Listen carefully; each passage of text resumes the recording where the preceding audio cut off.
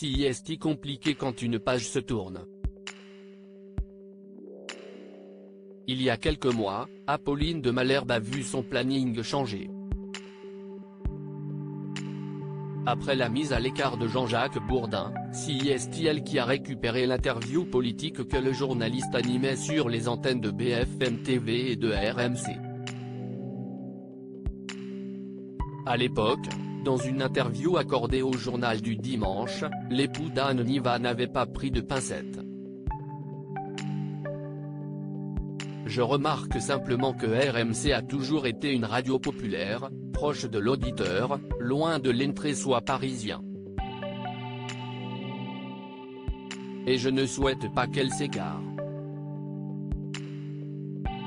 Cet éloignement explique sans doute les chiffres actuels, ironisait Jean-Jacques Bourdin, sans jamais citer le nom de sa consoeur.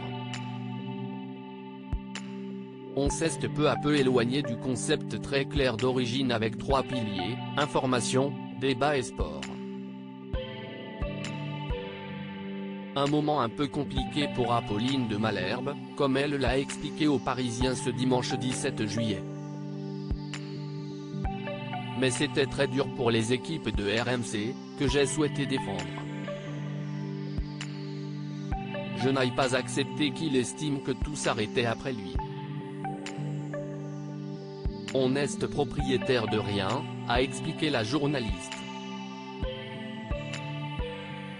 Avec du recul, elle estime qu'il lui fallait beaucoup de courage pour succéder à Jean-Jacques Bourdin tout en glissant un tacle subtil au journaliste, licencié après une plainte pour tentative d'agression sexuelle, d'autant plus que sur ces 5 dernières années, Jean-Jacques Bourdin avait perdu beaucoup d'auditeurs. Le mouvement de chute était enclenché. Je savais qu'il faudrait me faire accepter de ce qui était resté, retrouver ceux qui nous avaient oubliés et aller chercher une certaine modernité.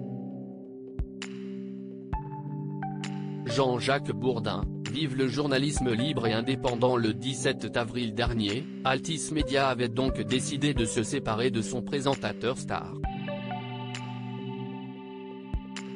En raison des événements intervenus et portés à la connaissance de la direction au cours de l'année 2022, la direction a décidé de mettre un terme au contrat de travail de monsieur Jean-Jacques Bourdin et ainsi cesser toute collaboration, écrivait le groupe dans un communiqué laconique.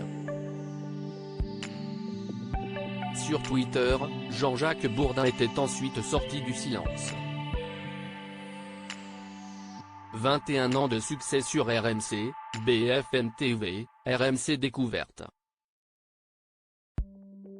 Nous nous séparons, je suis tellement heureux d'être libéré, je repars pour de nouvelles aventures et je n'oublierai jamais celles et ceux qui m'ont accompagné, a-t-il écrit. Vive le journalisme libre et indépendant.